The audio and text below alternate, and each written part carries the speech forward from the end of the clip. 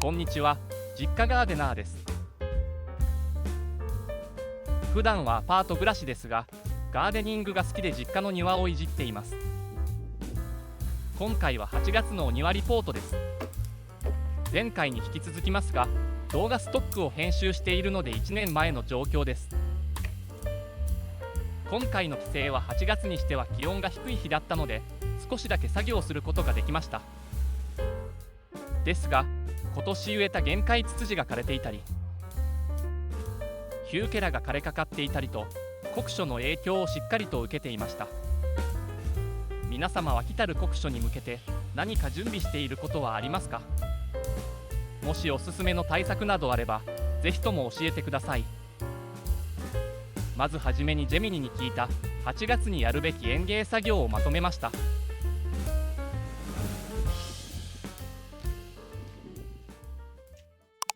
夏真っ盛りな8月のガーデニングで気をつけるポイントはこちら。7月に引き続き気温が高い日が続くので、1日に2回水やりが必要になってきます。自宅アパートで育てているトマトは仕事から帰ってくるとこんな感じでしなしなになってます。気温が上がる前の朝にしっかりと水をあげて、日の入りくらいにもう一度水をあげます。あと7月よりも太陽の角度が低くなってくるので、西日が横から差し込んで葉焼けしやすくなります。朝から気温が高いこともあるので、朝日にも注意が必要です。害虫については8月頃からヨトウムシが多く発生してくるみたいです。ヨトウムシはガの幼虫で、夜間に地面から出てきて葉っぱを食べます。夜に葉っぱの裏など確認してみましょう。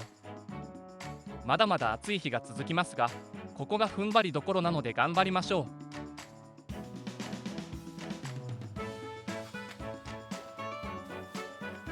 ということで8月の実家庭の様子を見ていきましょう。ぜひ最後までご覧ください。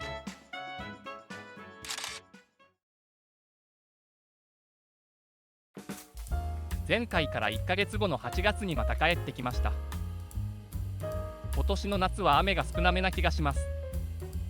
水やりは朝と夕方にやってくれています。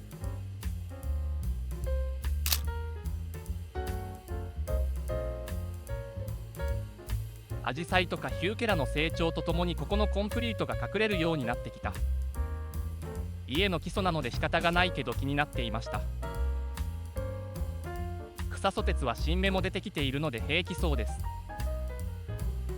ここの西日が入る部分は枯れていますね。雨どころも前回と変化なし。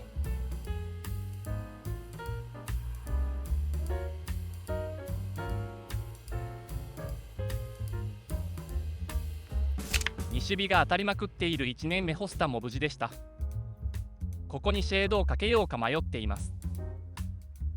結構風も強いからカンカンうるさくなりそうなんですよね。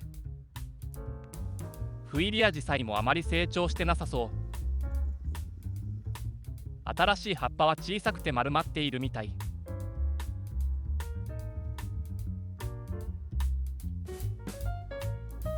この時期に葉っぱが小さくなったりするのはよくある現象のようです。特に高温になると蒸散量が増えて体力を消耗してしまうので、葉っぱを小さくすることで蒸散量を抑えようとするみたいです。他にも肌にの影響だったりもあるみたいですね。気温が下がってくるとまた大きな葉っぱを出してくれます。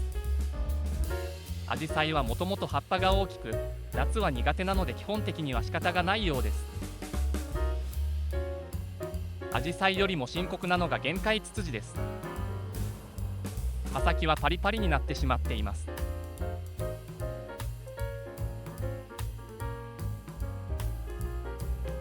ツワブキは平気そうですね。干したライムに隠れている浮雲錦も良さそう。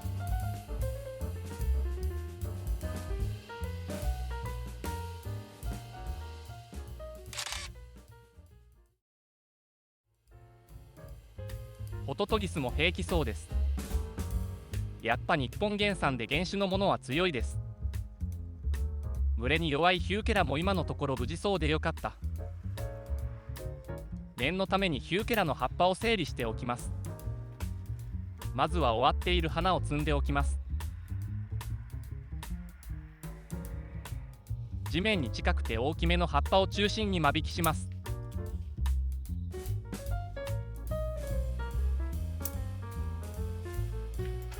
枯れた疑惑の限界ツツジはまだ生きていると信じて枝先だけカットしておきます。意外と根っこは生きていて、来年に地際から新芽が出ることもあります。草ソテツも枯れた葉っぱをカットします。草ソテツって広がりすぎずにシュッとした姿が好きなんですよね。少し狭い場所で育てるといい感じになります。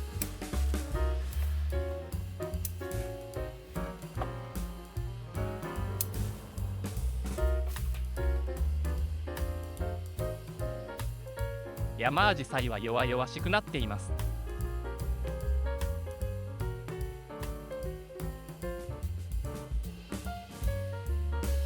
雪の下はなんだか暴れまくっている。よく見たらモグラの穴がありました。とりあえず押さえておきます。ローズマリーの調子が悪そうです。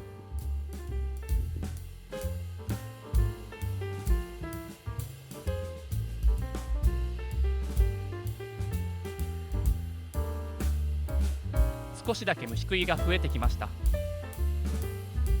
地域によってはサンゴジュハムシという虫の被害が多いみたいですね。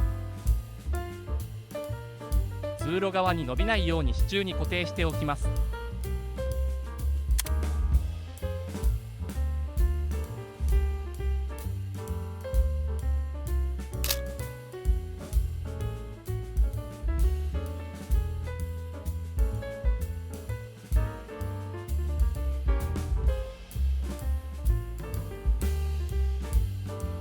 ムクノキは鳥の糞などから勝手に生えてくることがあるそうです。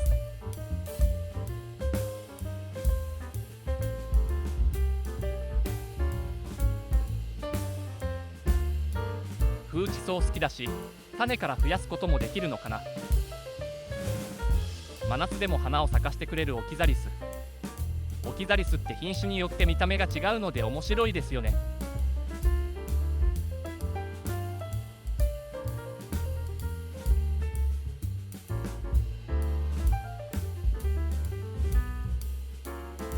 この3種はどれかが大きくなりすぎずにちょうど良いバランスで保ってくれています。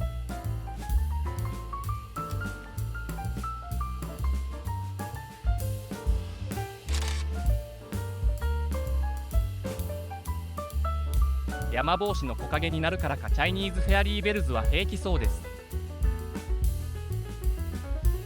ここのヒューケラが怪しいです。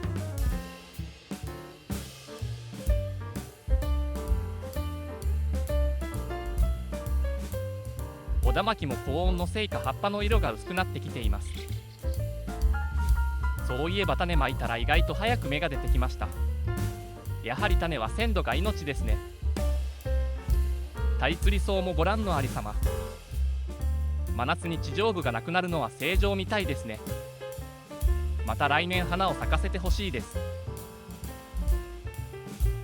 今回の帰省で最も残念だったのはこのヒューケラです。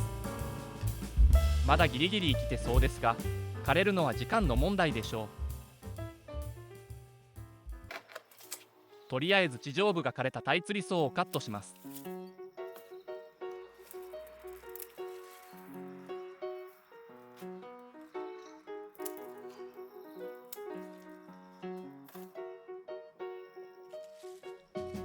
ヒューケラは枯れた葉っぱだけカットしておきます。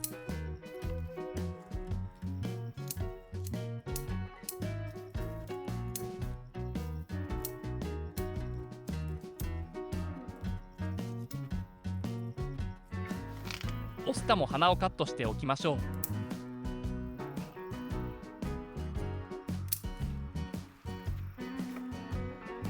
小田巻も種ができていたので取っておきます。なんか種って捨てるのもったいない気がします。小紫式部はハゲ散らかしていました。水を1日あげ忘れた時に枯れてしまったみたいです。けど脇芽が出てきて持ち直しています。1日忘れただけで枯れてしまうとは真夏恐るべしですね。あと鉢管理だとどうしても水切れ起こしやすくなってしまいますね。来年は花と実をつけてくれるでしょうか。アナベルは意外と無事のようです。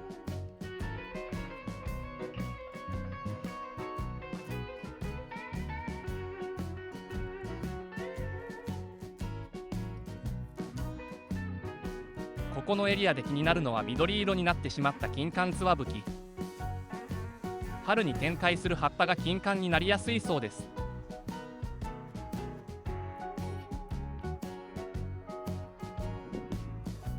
木作も色が落ちてヴィンテージ風になってきた。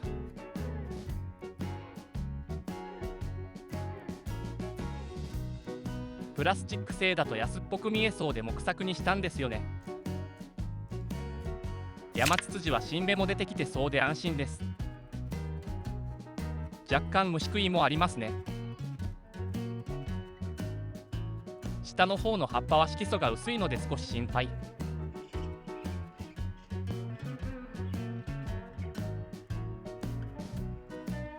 破れ傘の種はそろそろ取れそうです。待ち時は2月くらいなので冷蔵庫に保管しておきます。ホスタは先祖返りなのか緑色の葉っぱが出てきていました。100点キルクも戻らなかったし、このままずっと緑色かもしれません。雪の下の大元が枯れてしまっていましたが、よく見ると小株が生き残っていて一安心。やはり斑入りの植物は弱めですね。前回植えた錦シダも無事そうです。鉢で西日を遮っているからでしょうか。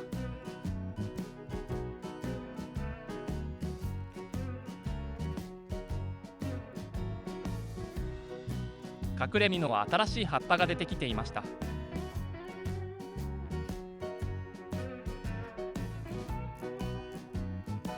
気になっていた草ソテツの葉っぱをカットしておきます。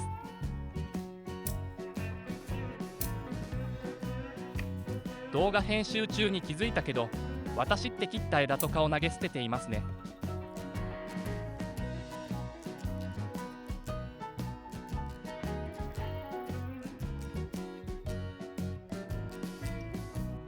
ということで最後までご視聴いただきありがとうございました。